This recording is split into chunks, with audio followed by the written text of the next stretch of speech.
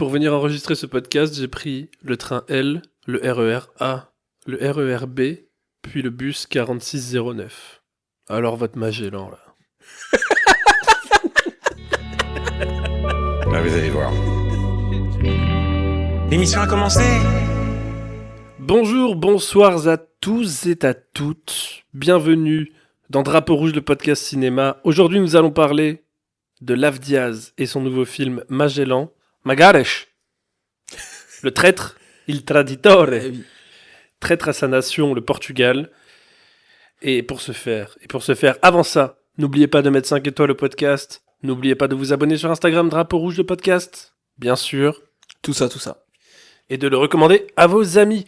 Je suis Florian Hepp, je vais vous accompagner dans ce long périple vers les Philippines. À mes côtés, Guillaume-André Petit, Le Gap. Bonsoir, bonjour. Bienvenue, comment ça va ? Bah, ça va très bien et toi, Ouais, Florian Hepp? ça me régale. Ça me régale. Moi, je suis là, je me régale. Et nous sommes aujourd'hui avec un revenant, un joyeux luron, en la personne de... Et passe-lui le micro, mon Dieu ! Et tu sais que j'étais en train de penser à comment j'allais m'introduire et j'allais anticiper le fait que t'allais me demander comment j'allais et j'allais dire comme un joyeux luron. C'est vrai ? Et je te jure. Arrête. Mais je te promets. Non, c'est pas possible. Sur les yeux de mes enfants. Je n'ai jamais utilisé l'expression joyeux luron de ma vie, je crois. Moi non plus. Il s'est passé un truc. Ok. C'est génial. Et bienvenue Shedley. Bienvenue. Merci. Merci d'être là avec nous, ça va être sympa. On va parler de Magellan pendant une petite heure. Oui, je pense. Voilà, donc installez-vous. La sortie un peu alambiquée, puisqu'il sort le 31 décembre. Quelle idée. Déjà. Au Festival de Cannes, Cannes première. Ouais. Nul. Oui, non, mais Mettez-le en sélection officielle. Cannes C'est première, dingue. déjà. Pétition pour que ça... On va arrêter de parler mal de Cannes parce qu'on veut nos accréditations.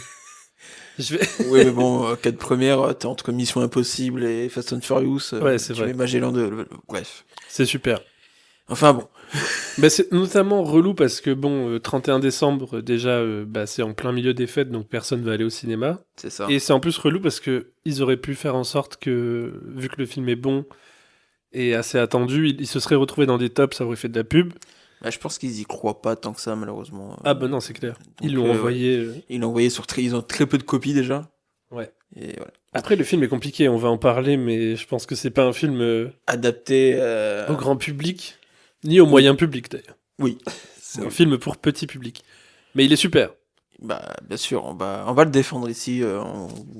Tout à fait. Lav Diaz, déjà dans un premier temps, donc le réalisateur, qui est un réalisateur philippin, qui a fait plusieurs films. Je crois qu'il en a une petite dizaine de films. Hein. Oh, peut-être même un peu plus. Ouais. Ouais, après, il y a pas mal de documentaires, de films, il y a pas mal de Ouais, choses. ça se mélange assez. C'est un réalisateur qui est complexe à appréhender, puisque la plupart de ses films durent plus de 4 heures. C'est même pas 2h30 ou 3 heures. La plupart durent plus de 4 heures. Et ouais. C'est un cinéaste qui travaille le temps long. Alors là, Magellan, il a fait un petit effort, parce que le film dure que 2h40. C'est un de ses plus courts. C'est un de ses films les plus courts. Mais mais c'est Lav Diaz et il est déjà en préparation d'une. Enfin, il dit pas que c'est vraiment une version plus longue de ce film. Ah, ok. C'est plutôt un deuxième film. Enfin, il parle de deuxième film, une version de 9 heures. Wow, ok, d'accord. Voilà. Oui. Où on verrait plus, de ce que j'ai compris de ce qu'il dit en interview, un peu plus le point de vue de Béatrice, la femme de Magellan, Ouais. mais aussi un peu plus le point de vue du peuple philippin. Ok, d'accord. J'ai très hâte. Bah Je oui, ça regarderai va ces être 9 super. Mais j'ai vu que tu avais vu Norte. Et oui, j'ai découvert Norte il y a 2 jours. Ouais. Waouh, quelle Donc, expérience. on est C'est- sur la même longueur d'onde, pareil. C'est le seul film de Lav Diaz que j'ai vu jusqu'à Ouais. l'or. Qui dure 4h10, qui est une espèce de relecture de Crime et Châtiment de Dostoïevski, C'est ça. transposé aux Philippines. Et c'est dingue. Ouais, franchement, film de fou. J'ai beaucoup aimé, et du coup, j'ai beaucoup d'attentes sur Magellan. Le film, même à Cannes, il a pas eu trop une réception folle, quoi. Ah, j'ai pas Je trouve vu que passer. les gens sont un peu passés à côté. Bon, après, c'est la sélection de Cannes première qui sert à rien aussi. Oui, déjà. Et tu mets un film comme ça au milieu d'autres films, enfin, c'est... Oui, je pense que ça a pas dû être... Je pense pas que c'est la meilleure expérience de voir Magellan au Festival de Cannes. Non, c'est On va clair. pas- Et donc le film n'est pas un biopic à proprement parler de Magellan, c'est-à-dire qu'on n'est pas, on va pas prendre l'enfance de Magellan puis on va le suivre dans ses conquêtes, machin. La structure du film est très intéressante, Oui. très. Au final, on peut penser le film est long quand même, 2h40, même si à l'échelle de l'Avdiaz c'est court. C'est un Mais au court-métrage à l'échelle de Lave Diaz. Mais on passe. En fait, on a très peu de scènes. C'est-à-dire qu'on a très Mm. peu de. Finalement, je pense que si tu découpes le film en termes d'événements, Oui. ça revient sur peut-être 7 ou 8 moments de la vie de Magellan. Ouais, bah c'est même moins que ça. Pour moi, il y a. Ouais, si. En gros, Si, quoi. parce que le passage en Europe, il revient sur plusieurs moments, donc oui. C'est ça. Mais ouais.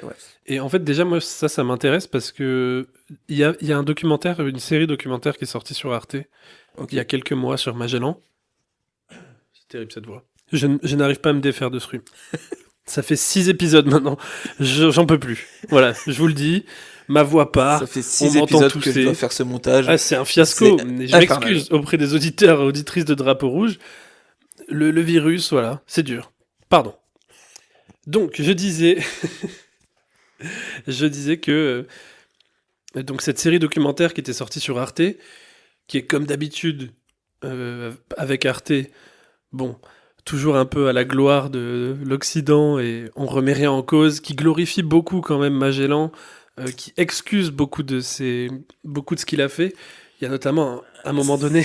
C'est des héros nationaux, les mecs. C'est comme Christophe Colomb. Même C'est ça. nous, Christophe Colomb, nous, on a la date, on a tous la date par cœur de la, entre guillemets, Vas-y. découverte de l'Amérique. Quelle est-elle ? 1492. C'est gagné. Merci, j'ai un bon point. Mais et moi j'ai des souvenirs, je sais pas où, hein, mais moi j'ai des souvenirs à l'école. J'ai sur quelqu'un d'important, enfin quelqu'un de bien, Ah enfin bah il y a oui, pas oui. de mauvais souvenirs sur lui quoi. Enfin Grâce à lui, on a eu le grâce à sucre, lui, le voilà. cacao. C'est alors Ouais. que enfin c'est une dinguerie. Et je pense que Magellan, je sais pas, peut-être qu'au Portugal, j'imagine, il est aussi montré comme un héros national. Plus en Espagne, j'imagine.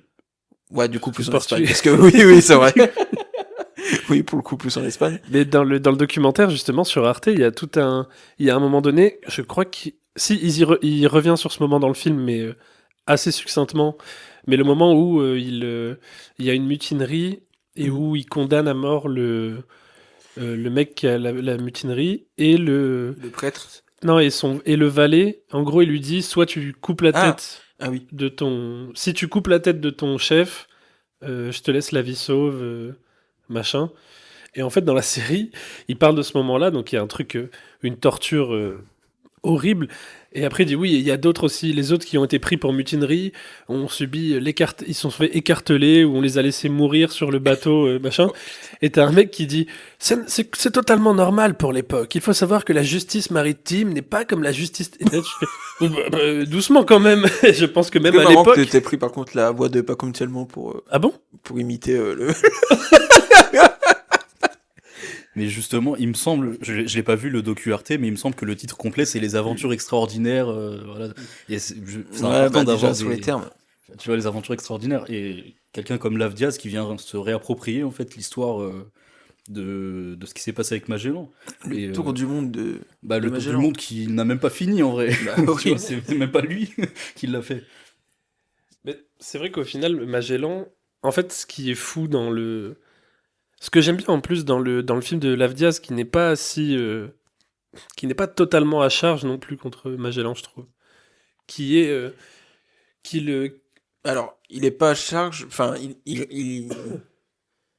il est à charge à travers le montage, mais il le dit pas explicitement. Oui, mais il y a certains moments où il dépeint quand même Magellan comme un être humain.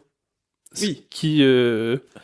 Ce qui est assez rare pour, enfin assez rare. Je veux dire, on a vu des tentatives de déshéroïfication de personnages mythiques qui étaient glorifiés et en contrepartie on les a totalement diabolisés. Mais là, il prend quand même, je trouve, en charge une partie de l'humanité de Magellan. sûr. Je suis assez d'accord. Cette humanité, on la retrouve avec le spectre de la femme, justement. Ouais, c'est ça. Et c'est le moment où c'est la solitude. Il est dans le Pacifique. Euh, Moi, du coup, de facto, je suis historien. C'est vrai qu'on est avec Chadli Tayeb, historien. Ce soir. Donc, j'ai bien appris quand même l'histoire de Magellan. Et on n'a pas de recensement, enfin de documents qui approuvent une démence ou quelque folie que ce soit. Mais c'est la normalité dans le Pacifique. À ce moment-là de l'expédition, entre grands guillemets, tout le monde devenait fou. Et, euh, et attends, ah oui, voilà, c'est ça que je voulais dire, c'est que on l'humanise, mais en même temps, c'est pas à charge, je suis très d'accord. C'est plutôt à charge contre un système que Magellan incarne plus qu'autre chose. Le système colonial.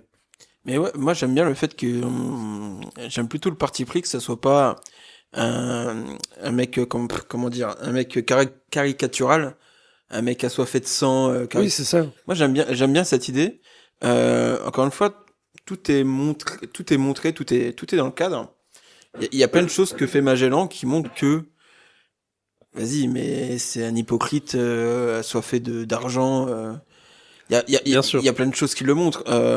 Le fait qu'il fasse, il dit souvent qu'il fait ça au nom de Dieu, au nom de Jésus. Et tu vois que il fait beaucoup de choses. La plupart de tous les actes qu'il fait, c'est contraire à la religion. Euh, il y a ce truc d'envoyer le prêtre. Voilà. Ouais, il abandonne Incroyable. le prêtre et- Il y a un prêtre du coup sur le navire où est Magellan. Et du coup, il y a une mutinerie. Et il y a quelques personnes qui ont fait partie de la mutinerie se seraient confessées auprès du prêtre. Et du coup, Magellan demande au prêtre de donner les noms, donner les noms des personnes, voilà.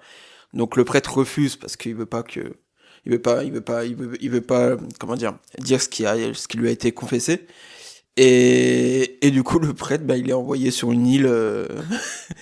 Donc il y a plein de choses comme ça où il est totalement contraire à sa religion. Mais il y a plein de choses comme ça où il y a aussi le truc où il tabasse quand il est au Portugal, il tabasse un mec qui lui dit qu'il fait ça par cupidité, machin. Euh, et du coup, Magellan lui répond en le tabassant qu'il fait ça pour le Portugal, pour la gloire du Portugal. Et là, magnifique, comment dire, manière brillante par le montage d'expliquer en quoi Magellan est hypocrite. Montage, scène d'après, il est en Espagne en train de négocier avec les Espagnols pour faire l'expédition sous le pavillon espagnol. Donc c'est toujours c'est pas une brute, il est pas montré comme une brute assoiffée de sang, mais il y a plein de détails qui sont dans le cadre qui montrent que ça reste quelqu'un d'hypocrite de toute façon. Fun fact à propos du prêtre français, du coup, dans le film, il n'était pas français, en vrai. Mais oui, pourquoi un il a mis un Espagnol. prêtre français? Bah, je pense enfin, c'est mon explication à moi, c'est vraiment pour démontrer que c'est un système colonial à grande échelle. Ouais, c'est ça. Que c'est l'Europe entière qui était impliquée et que c'est pas Parce juste que- Fernand Magellan. Il y avait des Français sur le. Il y avait vraiment. L'équipage était composé de. Il y avait même des Portugais, il y avait, je crois, un ou deux Anglais, il y avait même des Africains, Ouais. Il y avait mais il y avait des esclaves des du coup. Génovaises et des Vénitiens. Oui, il y avait de voilà. tout. Donc il y avait vraiment de tout sur ce. En fait, il faut se remettre aussi dans la tête la grandeur entre guillemets de l'expédition, c'est-à-dire qu'on parle de centaines de personnes sur des bateaux immenses avec des ressources. Enfin, je crois qu'en ce moment il y a une exposition à Paris Magellan, justement en collaboration avec le et ils ont toutes les archives de l'inventaire des bateaux. Et dans le documentaire ils en parlent aussi. Et vraiment on parle de organisation limite pour un village quoi. C'est-à-dire qu'en termes de ressources de ce qu'il y a dans les bateaux, donc c'est pas juste Magellan, c'est ça aussi qui est fou avec l'histoire. Ce qu'on fait de l'histoire en tout cas, c'est qu'on retient Magellan alors qu'il y a un équipage de centaines et de centaines de personnes. Je voulais rebondir sur ce que tu disais tout à l'heure avec la scène où il s'embrouille avec le mec en disant je fais ça pour le Portugal, machin, et qu'ensuite il va en Espagne. La scène explique aussi, peut-être elle est un peu trop subtile et que si on n'a pas la data, on le... L'Avdiaz n'appuie pas dessus, mais Magellan a quand même été trahi un peu par le Portugal. Oui, Donc il y a ça aussi, c'est-à-dire que lui est un homme de l'époque qui fait tout dans les règles, on va dire, donc qui va se battre au nom de la couronne portugaise, qui donne vraiment, qui est un des grands guerriers de l'époque, quoi. Magellan, c'est un des soldats de l'époque les plus en vue, un des plus forts, tout ça. Ouais. Et en fait, on lui promet à chaque fois, oui, tu auras ton expédition, sauf que bah, ça ne vient jamais. Il faut savoir que ça coûte un argent énorme aussi pour l'époque, et que la plupart des bateaux ne revenaient jamais, c'est-à-dire que des expéditions comme celle de Magellan, il y en a eu, il y en a eu des dizaines et des dizaines. Les bateaux ne revenaient pas, les gens partaient dans le Pacifique, se cassaient les dents, et là, Magellan, lui, il voulait carrément passer par un autre endroit, quoi, par un truc qui n'avait jamais, une route qui n'avait jamais été prise. Personne ne savait si ça allait marcher, donc forcément, en plus, bon, c'est compliqué. On va pas revenir sur. Franchement, regardez le docu qui est sorti sur Arte avec en tête que il est un petit peu biaisé occidental et qui glorifie un peu trop Magellan et qui l'excuse beaucoup, mais sur le côté du découpage du Pacifique à l'époque entre l'Espagne et le Portugal, qui était totalement arbitraire, où il y avait la partie orientale, je crois, du Pacifique qui était aux Espagnols et la partie aux Portugais, quelque chose comme ça. Et du coup, Magellan, lui, son idée, c'était de passer, du coup, par l'Amérique du Sud pour rejoindre ce qu'ils appelaient à l'époque les Indes, et pour trouver des terres qui appartiendraient, du coup, à l'Espagne et pas au Portugal. Sauf qu'en fait, quand il arrive là où il arrive, du coup, aux Philippines, bah, il s'est trompé, puisque ces terres-là appartiennent politiquement, on va dire, elles sont sous autorité portugaise. C'est ça. Donc Magellan échoue. En fait, il trouve un passage. Sa seule victoire dans cette histoire, finalement, c'est d'avoir trouvé ce fameux détroit de Magellan, du coup, qu'on appelle aujourd'hui. Mais le fait est que le moment où Magellan meurt, il meurt en ayant perdu, quoi. Et d'ailleurs, le reste de l'expédition qui va rentrer en Espagne à la suite de ça, déjà, ils vont mettre un temps considérable. Oui, et puis c'est 40 ans plus tard, je crois, que les Espagnols reviennent. Ouais, c'est ça. Mais par contre, moi, je pense finalement, ce que veut exprimer, j'ai vu dans une interview de Lav Diaz, ce qu'il veut exprimer, c'est surtout essayer de faire comprendre pourquoi, c'est une question qui se pose par pas mal de gens actuellement, ou depuis longtemps même, pourquoi le peuple philippin est un peuple chrétien. Oui. C'est surtout ça le point central du truc, c'est comment ça se fait. Comment ça se fait qu'un peuple philippin, le peuple philippin, ce qui est fou d'ailleurs que le nom Philippines, c'est dingue, c'est par rapport au roi Philippe d'Espagne. Mais pourquoi sont-ils chrétiens? Et je trouve qu'il arrive formidablement, on va reparler de la scène, toute la séquence, la dernière séquence, mais il arrive formidablement bien à mettre ça à l'image. Ouais.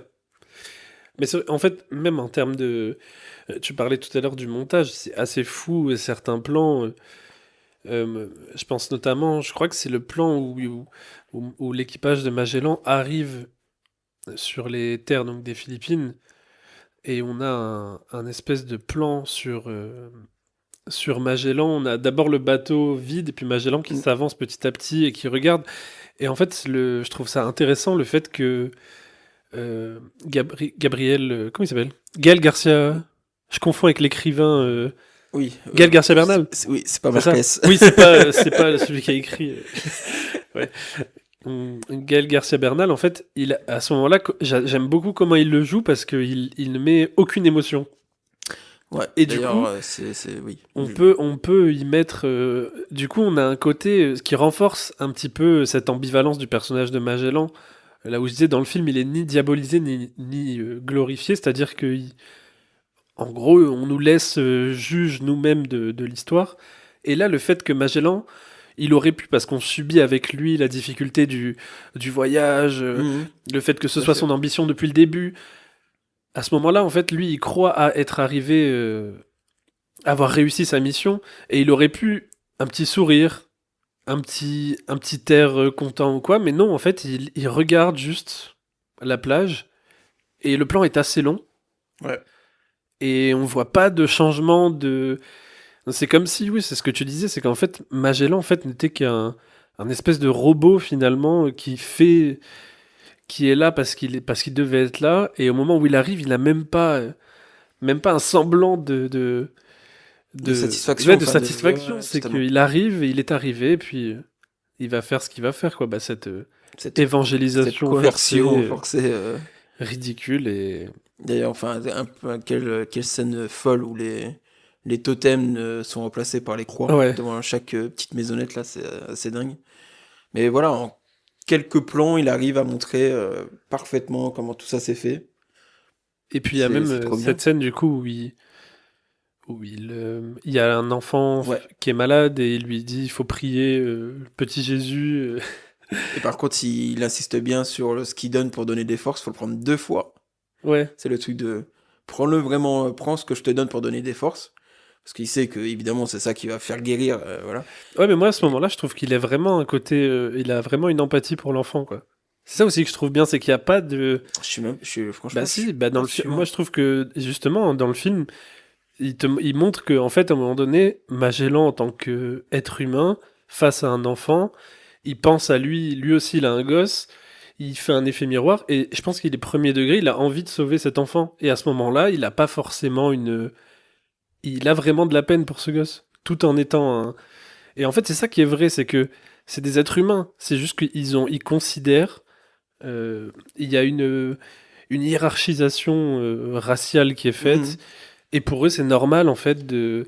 Mais il n'y a pas forcément de haine, tu vois, il n'y a pas forcément de racisme, comme on peut dire aujourd'hui, ah ben, je sais, un random blanc qui déteste les noirs et qui les déteste. Là, c'est plus un truc plus vicieux encore, de. C'est des sauvages, il faut qu'on les. Qu'on les. Qu'on les. Comment dire. Qu'on les, ouais, voilà, qu'on les éduque, il faut qu'on leur apprenne la religion, il faut qu'on les. Mais il n'y a pas de détestation. Il n'y a pas de rejet, il n'y a pas de haine. Ce qui est encore pire. Et je trouve que Lavdiaz, il a bien pris le pas sur ça. J'ai vu quelques critiques négatives, parce que c'est la première chose que je fais quand je sors d'un film.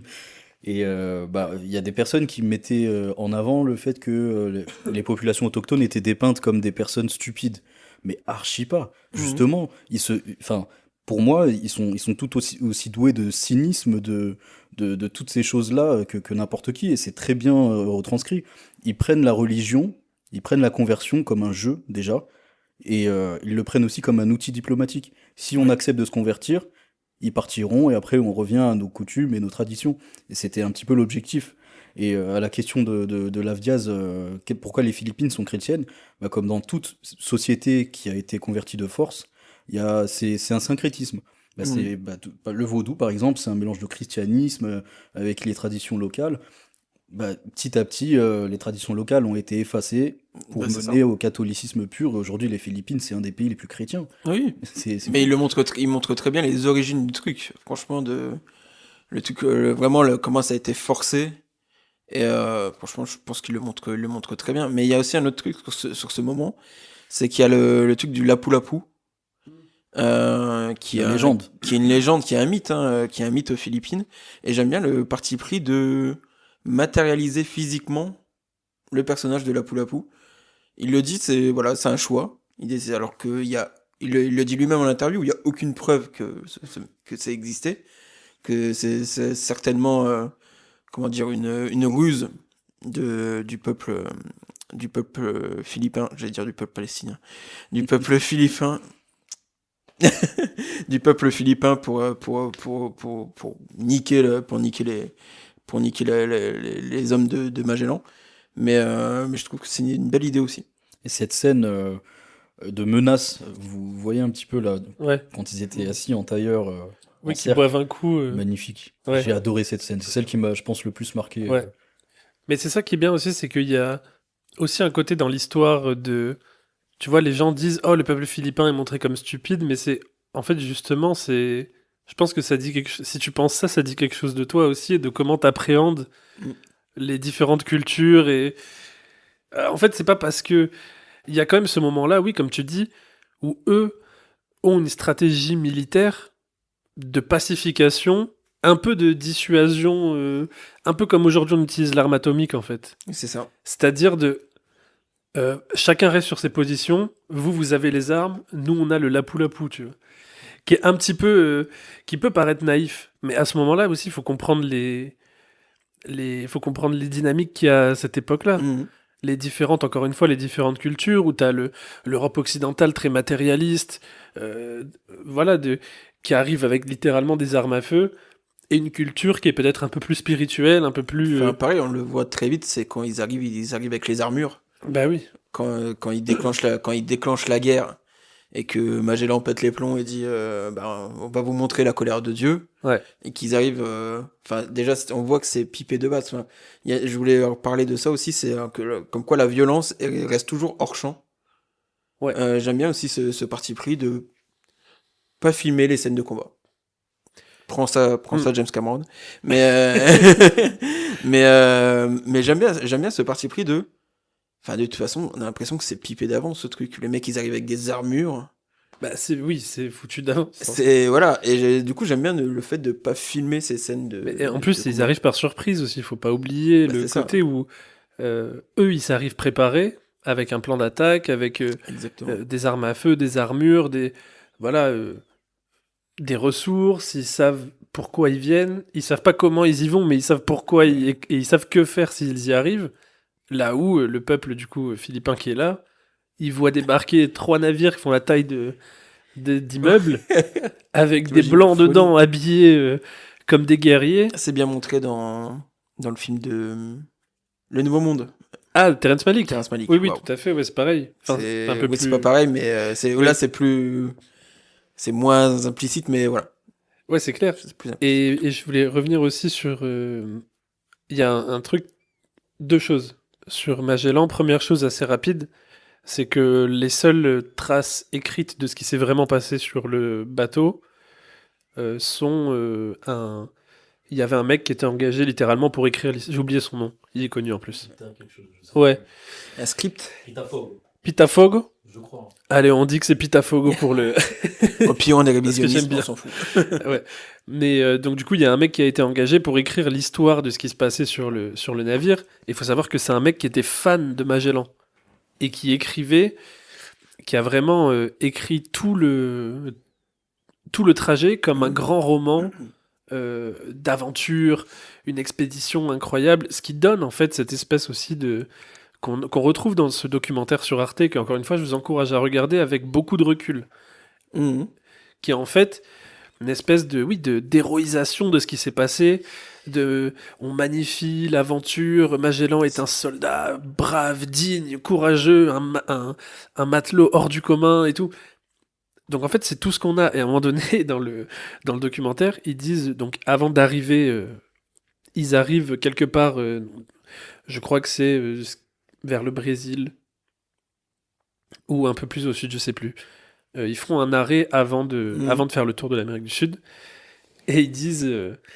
et là, ils rencontrent une tribu, je sais plus le nom de la tribu, mais apparemment, ils étaient tous très grands. Ok. Il faut savoir aussi que la taille de l'espagnol moyen à l'époque, c'était 1,50 m. Voilà. Donc, ils arrivent dans cette tribu. C'est pour ça que c'est intéressant qu'il ait pris Gaël Garcia Bernal, qui est vraiment un très bel homme, mais très petit homme. C'est vrai. Bref. Et ils arrivent sur ce truc. Donc, il y a une tribu qui est là, et ils sont écrits comme étant des géants. Mhm. Parce qu'ils font 1,80 m, 90, quoi. Et donc, ils disent, oui, nous avons rencontré des géants, machin. Et après, l'histoire, c'est... Et ensuite, ils sont partis, et malheureusement, tout le monde est mort de maladie. Oh, Et tu sais, tu te dis un peu, oui, bon, malheureusement. tous morts de maladie, c'est bizarre, il s'est rien passé. Enfin bref. Et autre chose qui est intéressant dans le personnage de Magellan, qui revient dans le docu, qui est montré dans le film, donc c'est peut-être vrai, et je ne l'explique pas. Je n'explique pas pourquoi... donc, c'est pour ça aussi que je parle d'humanisation du personnage, c'est qu'il interdisait le viol. Oui, c'est vrai. C'est Il vrai qu'il y a- interdisait, il y a cette scène.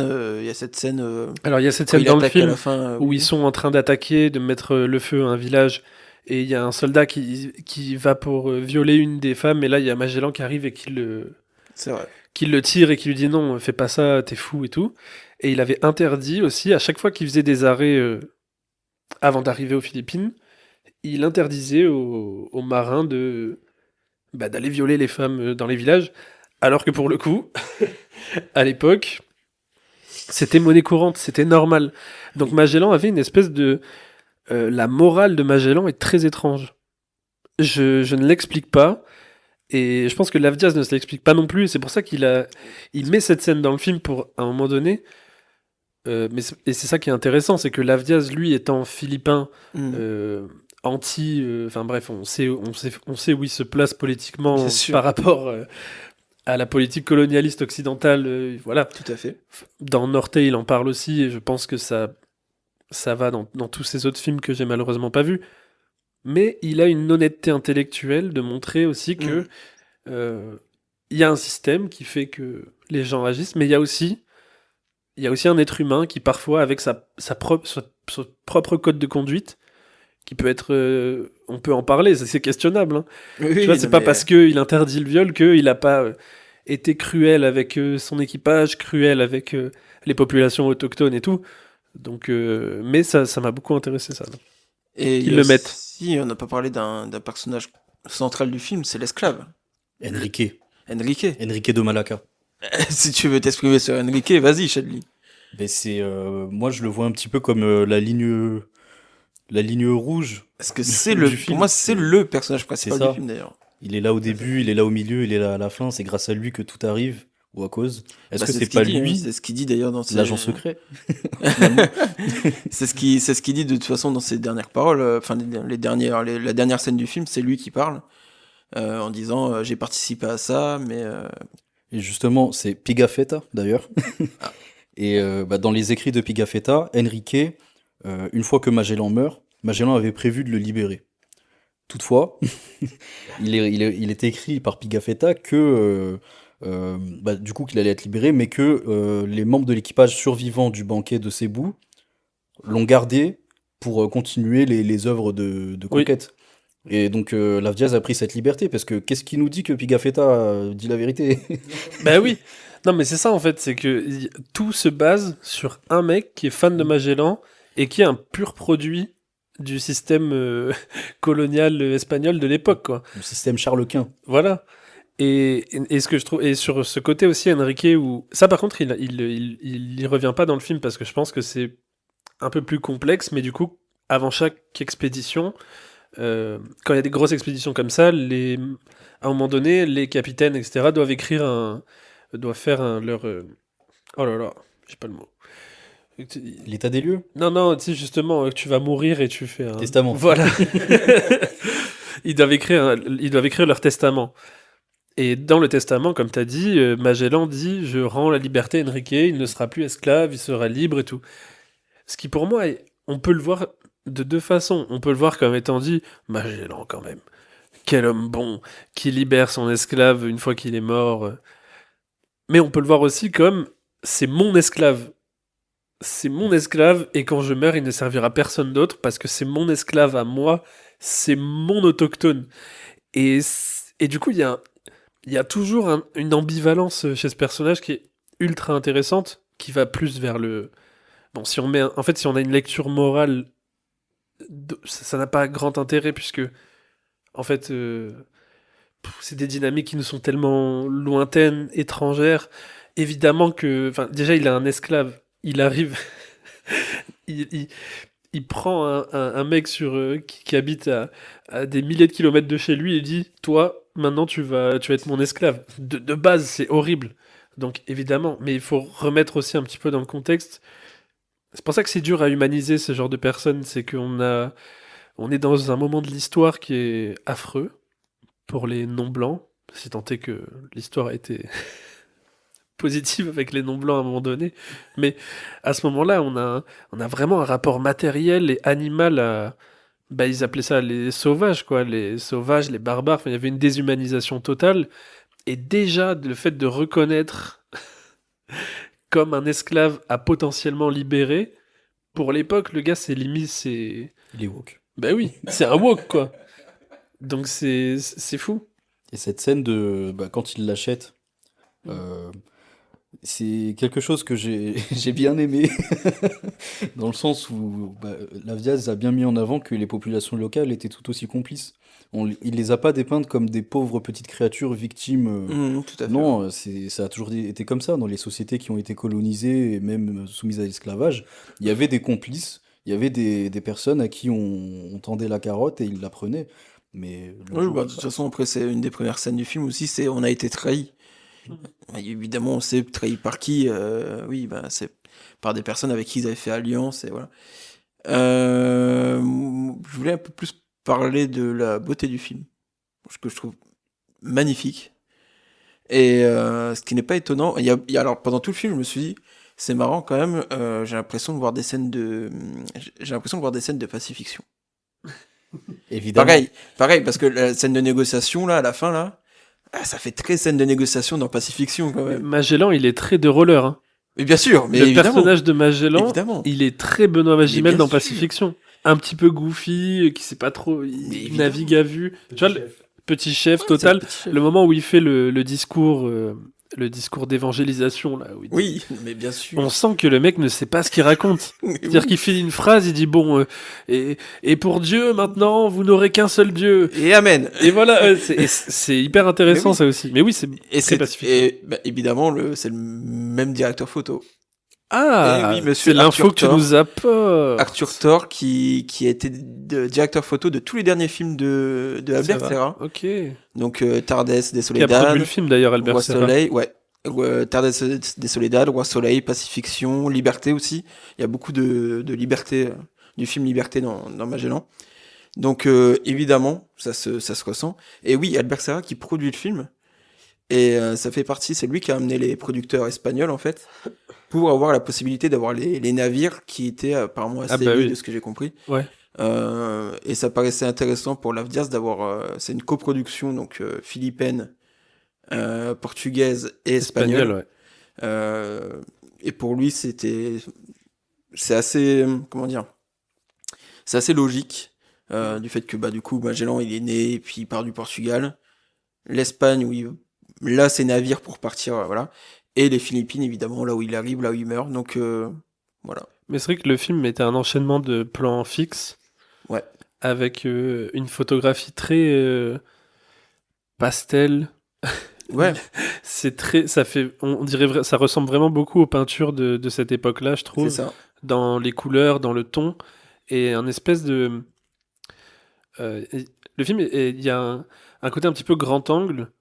Je trouve que chaque scène, c'est un petit peu comme si on était sur parfois, des caméras cachées. Tu parlais du moment où il achète son esclave, où il achète Enrique. On Ouais. a vraiment on a l'impression que la caméra est collée au barreau, comme Mhm. si c'était une caméra, un fan footage retrouvé, quoi. Ouais, j'ai un autre exemple aussi, c'est au tout début, quand il y a un moment dans un petit chemin dans la forêt, il y a des blessés, on montre les Ouais. blessés, on montre le peuple natif, voilà, qui sont là et qui partent pour dire, ah, ils arrivent à nos trousses, donc il faut partir. Le plan, il reste vide, enfin, il y a toujours ces blessés pendant 1 minute, 2 minutes, et après ça, du coup, t'as Magellan qui arrive, et j'aime bien le fait qu'il laisse tout ça se passer. Ouais. Et, C'est- et la mort est de chaque plan aussi, ça j'aime beaucoup. C'est que dès le début, surtout au début, même après en fait, c'est qu'il y a toujours. Le début commence littéralement avec des cadavres jonchés au sol par dizaines. Et pareil, c'est très intéressant comment c'est composé dans le plan, c'est-à-dire qu'on en a très proche de la caméra, c'est-à-dire qu'on va avoir juste une partie, juste le front d'un cadavre au premier plan, et puis deux personnes un peu plus loin, des personnes au fond. Enfin, il y a vraiment ce côté, la mort arrive, quoi. Dès que Magellan sème la mort partout où il va, et, et même les apparitions spectrales de sa femme, quoi, qui est littéralement un fantôme. Donc il y a vraiment la mort partout. Et lui-même, Magellan finira par mourir sur la plage, au milieu, encore une fois, d'une nuée d'autres cadavres. On sait même pas qui est qui, quoi. C'est-à-dire juste tout le monde est mort et Ouais, voilà. c'est ça, je pense. Comme tu dis, les morts apparaissent très tôt directement. Et pour moi, c'est une manière de. Juste, c'était où? Est-ce que tu sais? Où il est mort? Non, le début du film. Le Ah, début, c'est. peut-être que je dis une connerie, mais c'était vers Malacca. Oui, c'est ça. Mais En Indonésie oui, actuelle, c'est quoi. ça. C'est en... ouais. Au détroit de Malacca. Mais oui, effectivement, les cadavres qui jonchent le sol dès le début, c'est une manière de dire on va parler de ça, on va pas parler de Magellan, l'homme. Bah oui, oui, oui. Et je voulais rebondir sur. Tu parlais de la beauté du film. J'ai vu une interview justement de Lavdiaz où il explique qu'il filme avec des petites caméras, vraiment des Lumix, tu vois, des trucs vraiment à 1500 € quoi. Et très peu d'étalonnage. Et il voulait reprendre effectivement les tableaux de la Renaissance et se les réapproprier. Mais tout en les tachant de sang. Bah c'est franchement l'un des plans finaux là où bah, tout le monde est mort sur la plage là. C'est oui, c'est une peinture, non mais clairement. Et c'est très marrant parce que ça, encore une fois, on reparle de Albert Serra, mais ça ressemble vraiment au film Liberté de Albert Serra. Il y a vraiment ce genre de plan en forêt, c'est dingue. Et petite anecdote, à la base, Magellan. Lav Diaz, il voulait que ce film soit en noir et blanc, comme la plupart. Son dernier film en couleur, c'était Norte. Depuis, il a toujours fait des films en noir et blanc. Et c'est en post-prod où l'équipe qui était avec lui lui ont dit ah, les couleurs, elles sont belles quand même. Et du coup, il a écouté son équipe et il a dit ok. Bon, il sait pas encore si la version de 9h, ça sera en noir et blanc ou en couleur. Mais voilà, à la base, ça devait être en noir et blanc. Et en voyant les couleurs, ils se sont dit ouais, c'est vrai que le film est magnifique avec les couleurs. Parce que c'est vrai que waouh, vraiment chaque plan est d'une beauté formelle extraordinaire. Je sais pas ce que vous avez ressenti, mais moi, de la première à la dernière minute, j'ai vraiment ressenti la terreur de Magellan. Oui, Il me faisait peur tout le long. Même dans les scènes de oui, conversion pacifique, là, Parce j'avais qu'il est peur. imprévisible. Je trouve que Oui. c'est ça aussi que le film montre. C'est pareil, la scène dont tu parlais, le gap tout à l'heure, où avant qu'ils se vendent, entre guillemets, aux Espagnols, j'allais dire aux Égyptiens, il y a beaucoup de... On ouais, fait beaucoup de lapsus bizarres dans cet épisode. c'est si bizarre. Pas si bizarre. Mais avant qu'ils se vendent aux Espagnols, et en fait, il y a ce moment où il parle. T'as l'impression que le mec, donc euh, le mec à qui Magellan parle, lui dit tu te rends pas compte, tous ces gens qu'on tue, ça n'a rien à voir avec la religion, on est en train de semer la mort partout. Donc je pense que lui a confiance en Magellan pour lui dire des trucs pareils. Et Magellan lui met une droite. C'est-à-dire qu'à ce moment-là, et ça nous montre qu'en fait, ça reste un espèce d'homme impulsif. Encore une fois, un homme, tout simplement, tu vois, avec un petit H, quoi, un être humain normal, un nerveux, qui va perdre ses moyens et commencer à rouer de coups ce gars-là. Et juste après, je crois que c'est le contre-champ. C'est très rare parce que normalement, dans le film, quand il y a un cut, on change de séquence. Et là, c'est un des seuls moments. Faudrait que peut-être que je m'emballe, mais je crois que c'est un des seuls moments du film où il y a un cut qui est littéralement une seconde après. Et là, on voit Magellan face à une immense cathédrale, mais vraiment peut-être un des plus beaux plans du film, un des plus beaux dans le sens littéral, quoi, pictural. C'est-à-dire que le plan est magnifique et on a cette scène du coup où Magellan s'éloigne en fait de cette immense cathédrale avec ce côté petite caméra grand angle très intéressant aussi. Pardon, je reviens sur un truc sur la forme qui m'a beaucoup intéressé. Peut-être que je m'emballe encore une fois, mais je trouve que c'est très intéressant. Le film est en 4 tiers, donc c'est-à-dire qu'on a on n'a pas tous les 4 tiers, c'est-à-dire on n'a pas tout l'écran qui est on a des bandes noires, le format carré quoi. Et il utilise le grand angle. En fait, et pour moi, ça signifie plusieurs choses, c'est-à-dire que le grand angle, qui est donc un objectif euh, qui étend au maximum la profondeur de champ, c'est-à-dire on filme, on va très très loin dans l'image, mais on est étriqué par le côté format 4 tiers, ce qui explique en fait l'époque, c'est-à-dire que les gens vont, enfin en tout cas les Portugais et les Espagnols, ils vont très très loin, mais avec leur mentalité étriquée, ce qui fait qu'ils peuvent pas vraiment, ils partent pas vraiment. En fait, même quand ils sont à des milliers de kilomètres de chez eux, ils appliquent les mêmes règles stupides, occidentales de l'époque, quoi.